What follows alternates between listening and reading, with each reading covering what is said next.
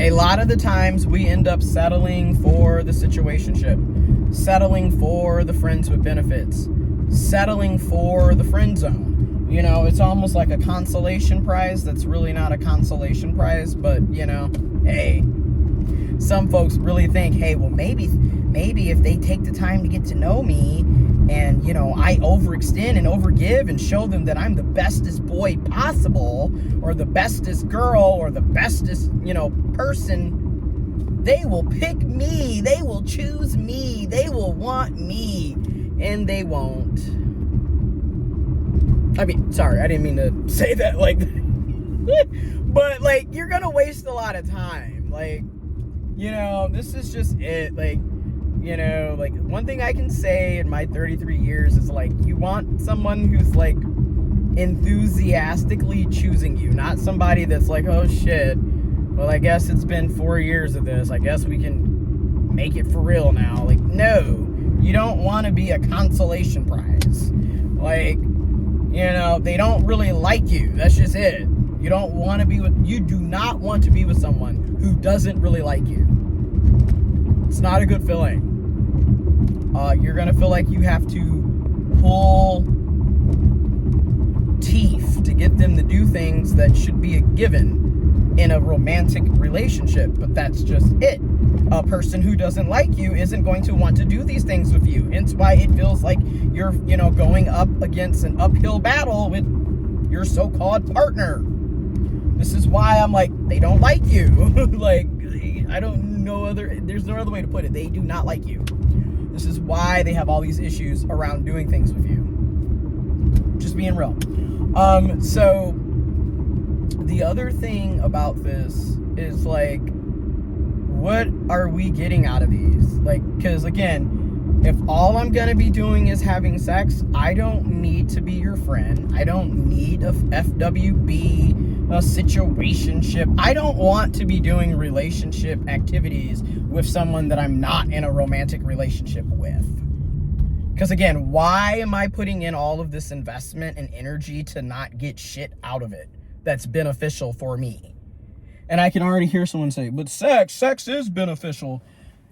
It can be, but it doesn't require that much energy and effort for me to be investing. Like, why am I planning dates, paying for dates, taking the time to get to know you, spending all of this money on you, spending all of my energy on you? Like, my entire day is revolved around, how is this person doing? I wonder what they had for breakfast.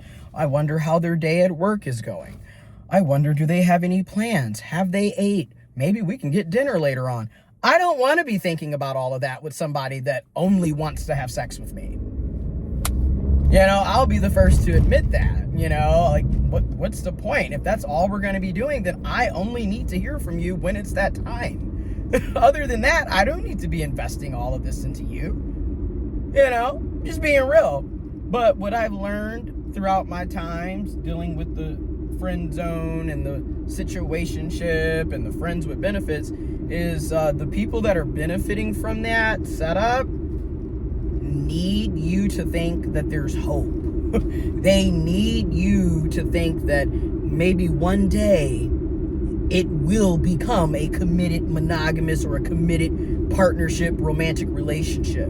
Because as long as you have that hope, you're going to continue to pour more than what you're receiving. You're going to continue to put in more. You're going to overgive. You're going to overfunction. You're going to continue to have that person on a pedestal.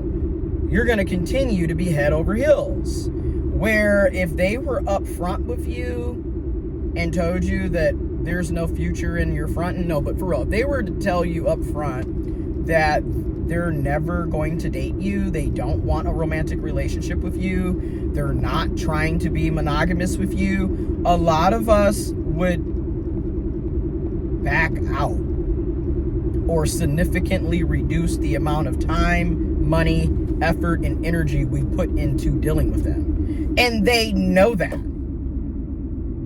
So this is why when folks are like, oh, but you're not entitled to sex, you're not entitled to romantic relationships. Yes, I agree. We're not entitled to any of those things. And at the same time, You're not entitled to somebody else's money. You're not entitled to somebody else's time. You're not entitled to somebody else's emotional labor either.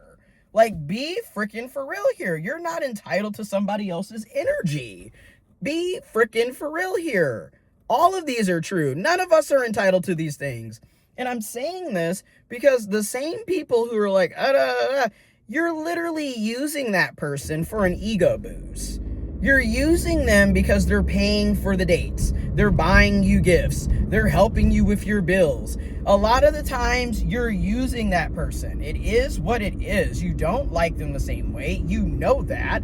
But if you were to be upfront and honest about that, that would allow the other person to have a consented behavioral, right? And what I mean by that is they would be consenting willfully to being taken advantage of, which many of us are not going to do that, which is why they keep us in the friend zone and the friends with benefits and the situationship mess, because they know. And I'm just going to call a thing a thing. In my opinion, people do not want to be treated like hoes, including hoes. Hoes do not want to be treated like hoes, because we all know how that is, right? Like, if it's only sex, guess what?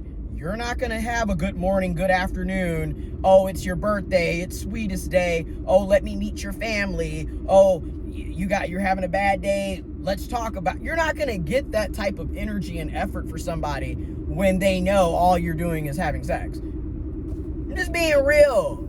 And people know that, and they know they can't lean in with that because you're not going to give them the time of day. You're not going to give them that type of effort and energy. They know these things. This is why they continue to keep everything very vague.